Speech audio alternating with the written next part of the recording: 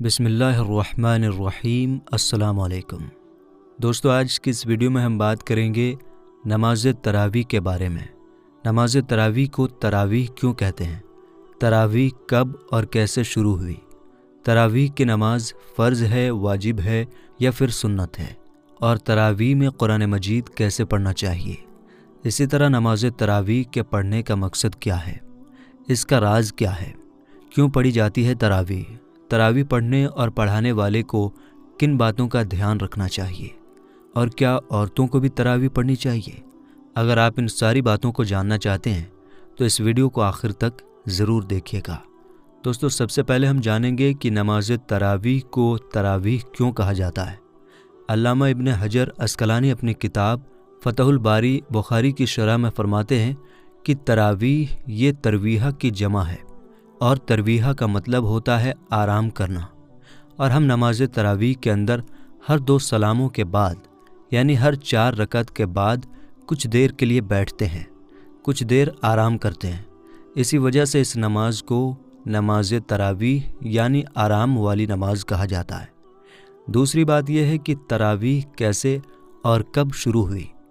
देखिए, नमाज तरावी की शुरुआत सरकार दो आलम सल्लल्लाहु ताला अलैहि वसल्लम के ज़माने से ही हो गई थी। हज़रत आयशा सिद्दीक़ा रदियल्लाहु ताला अन्हा फरमाती हैं, मुस्लिम शरीफ की रिवायत है, आप कहती हैं कि एक मरतबा नबी करीम सल्लल्लाहु ताला अलैहि वसल्लम ने नमाज तरावी मस्जिद में अदा फरमाई। जब आप सल्लल्लाहु ताला अलैहि वसल्लम को लोगों ने नमाज तरावी अदा करते हुए देखा तो लोग आपके साथ जमा हो गए और आपके साथ लोगों ने नमाज अदा की। दूसरे दिन और ज़्यादा तादाद में लोग जमा हो गए और लोगों की भीड़ और ज़्यादा हो गई।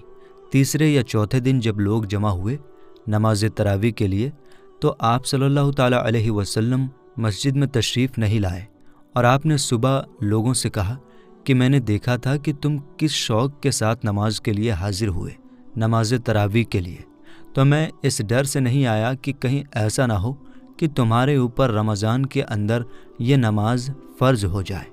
तो आप सल्लल्लाहु ताला अलैहि वसल्लम अगर रोज़ पढ़ाते रहते और लोगों का शौक़ भी इसी तरह रहता तो हो सकता था कि इस नमाज को अल्लाह ताला लोगों पर फ़र्ज़ कर देता।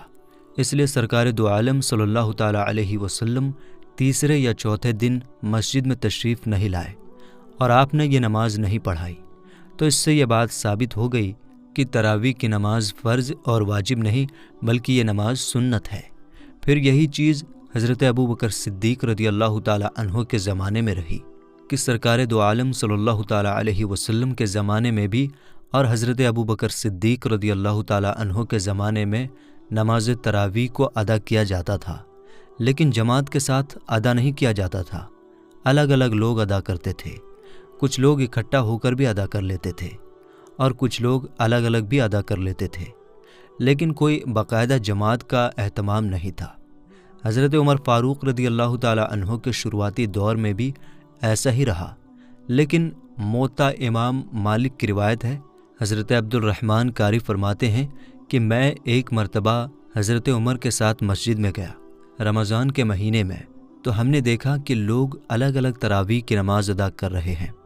कुछ लोग कुछ ग्रुप में हैं तो कुछ लोग अलग अलग तन्हा नमाज पढ़ रहे हैं। तो हज़रत उमर ने जब ये मंज़र देखा तो आपने फरमाया, क्या ही बेहतर होगा कि मैं इन सारे लोगों को एक ही इमाम के पीछे जमा कर दूं। तो फिर हज़रत उमर रदियल्लाहु ताला अन्हो ने हज़रत उबई इब्न काब की इमामत में सारे लोगों को जमा कर दिया और सबको ये हुक्म दे दिया कि सारे लोग आज से उबई इब्न काब के पीछे नमाज पढ़ेंगे। जब दूसरे दिन हज़रत उमर तशरीफ़ ले गए तो आपने फरमाया कि ये कितना अच्छा काम शुरू हो गया। इस तौर पर हज़रत उमर के ज़माने से फिर नमाज तरावी जमात के साथ होने लगी और ये सिलसिला फिर शुरू हो गया, और हज़रत उमर के ज़माने से आज तक इसी तरीके से जमात के साथ ये नमाज अदा की जाती है। कुछ लोगों को ये गलत फहमी हो गई है कि कुरान मजीद को सिर्फ़ एक मरतबा पूरा कर लेना ये नमाज तरावी के अंदर सुन्नत है, और जब पूरा हो गया तो अब तरावी पढ़ने की कोई ज़रूरत नहीं है। हालांकि ये बात समझने की है, जैसा कि सहाबा की आदत रही है, उस हिसाब से नमाज तरावी के अंदर 2 चीज़ें सुन्नत हैं। ایک تو یہ کہ قرآن مجید کو مکمل کیا جائے، یہ ایک سنت ہو گئی۔ دوسری یہ کہ تراویح کو پورے مہینے پڑھا جائے، تو پورا مہینہ تراویح کی نماز پڑھنا یہ سنت مؤکدہ ہے۔ اگر آپ نے قرآن مجید مکمل کر لیا ہے تو اب اس کا مطلب یہ نہیں رہا کہ آپ پر اب تراویح پڑھنا ضروری نہیں رہا، بلکہ یہ جو سنت مؤکدہ ہے پورا مہینہ تراویح پڑھنا، یہ اب بھی آپ پر باقی ہے۔ آپ کو پورا مہینہ تراویح پڑھنا چاہیے، اور 10 یا 20 دن میں قرآن مجید کو ختم کرنے کے بعد، مکمل کرنے کے بعد تراویح کو نہیں چھوڑنا چاہیے، بلکہ پورا مہینہ تراویح کو جاری رکھنا چاہیے، اس کو پڑھنا چاہیے۔ دیکھیے، نماز تراویح یہ سنت نماز ہے، اور سنت اور نفل نماز جو ہوتی ہے اس کے بارے میں آپ کو سمجھ لینا چاہیے کہ سنت اور نفل نمازیں اس لیے پڑھی جاتی ہیں کیونکہ یہ فرض نمازوں کی بھرپائی کرتی ہیں۔ فرض نمازوں کی بھرپائی کرنے کا مطلب یہ ہے کہ ہم فرض نمازیں جو اپنی پڑھتے ہیں اس میں جو انجانے میں جو غلطیاں ہو جاتی ہیں، جو بھول ہو جاتی ہیں، جو کوتاہیاں ہو جاتی ہیں، تو اگر ہم نفل نماز ادا کر لیں تو ان نفل کے صدقے میں اللہ فرض کے اندر جو کوتاہیاں انجانے میں ہو جاتی ہیں انہیں معاف کر دیتا ہے۔ تو فرض نمازیں ہماری مکمل ہو جاتی ہیں، اس لیے ہم نمازیں پڑھتے ہیں۔ تو اللہ رب العزت نے صبح سے شام تک جو ہم پر فرض نمازوں کا حکم دیا ہے وہ 20 رکعت ہوتی ہیں، اور تراویح بھی 20 رکعت ہوتی ہیں۔ تو ہم 20 رکعت تراویح اس لیے پڑھتے ہیں تاکہ جو دن بھر میں ہم نے فرض نماز پڑھی ہیں، جو واجب نمازیں پڑھی ہیں، اس میں جو کوتاہیاں، جو غلطیاں رہ گئی ہوں، اللہ ان نمازوں کے صدقے میں ان کوتاہیوں کو دور فرما دیتا ہے، ان کو معاف فرما دیتا ہے۔ تو ہماری فرض نمازیں محفوظ اور مکمل ہو جایا کرتی ہیں۔ اب رہی بات کہ تراویح کی نماز صرف مرد پر ہے یا عورتوں پر بھی، تو علماء فرماتے ہیں کہ تراویح کی نماز ہر عاقل و بالغ مرد اور عورت کے لیے سنت مؤکدہ ہے، یعنی تراویح کی نماز چاہے مرد ہو یا عورت ہو سب کے لیے پڑھنا ضروری ہے، لیکن عورتیں اپنے گھروں میں پڑھیں، اس کا چھوڑنا جائز نہیں۔ تراویح پڑھنے اور پڑھانے والے کن باتوں کا خیال رکھیں؟ اس کے بارے میں بہت ساری باتیں ہیں، لیکن کچھ باتوں کا ضرور خیال رکھیں۔ ان میں سے کچھ باتیں یہ ہیں۔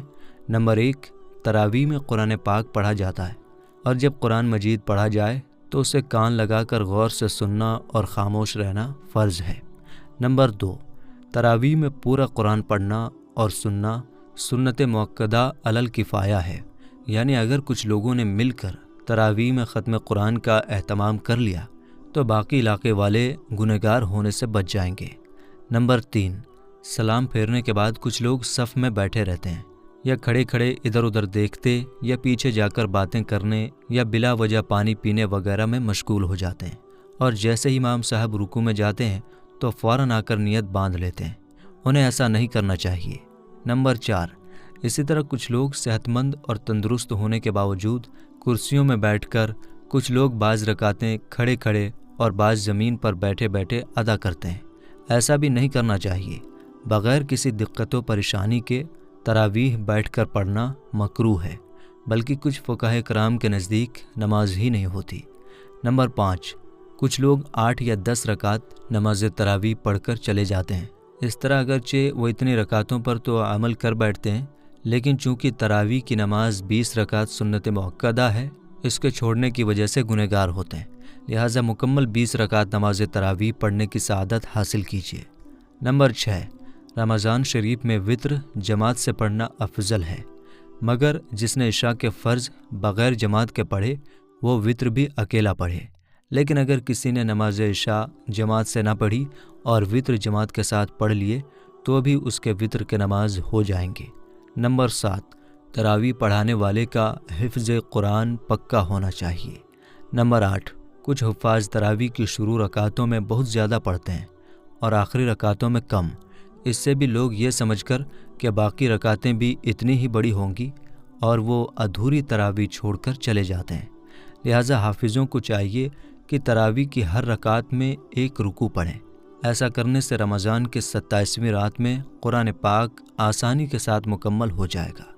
نمبر 9، کچھ حافظ ایسے ہوتے ہیں جو معاذ اللہ داڑھی مڑواتے ہیں یا ایک مٹھی سے کم کراتے ہیں۔ انہیں بھی ہرگز امام نہ بنایا جائے کہ ان کے پیچھے نماز پڑھنا گناہ ہے۔ اور اس نماز کو دوبارہ پڑھنا واجب ہوتا ہے۔ نمبر 10، تراویح کی نماز ہو یا کوئی اور نماز، اس کے لیے ایسے شخص کو چنا جائے جو امامت کے لائق ہو۔ تو میرے دوستو، ہم یہ امید کرتے ہیں کہ تراویح کے بارے میں آپ کو مکمل جانکاری مل گئی ہوگی اور ویڈیو بھی آپ کو آسانی سے سمجھ میں آ گئی ہوگی۔ ویڈیو اگر سمجھ میں آئی ہو تو لائک کر دیجیے گا اور اپنے کچھ قریبی دوستوں اور رشتہ داروں میں بھی ضرور شیئر کر دیجیے گا تاکہ ان تک بھی یہ ویڈیو پہنچ جائے اور وہ بھی اس ویڈیو سے فائدہ حاصل کر سکیں۔ تو ملیں گے انشاءاللہ تعالیٰ پھر ایک نئی ویڈیو کے ساتھ، تب تک کے لیے السلام علیکم، اللہ حافظ۔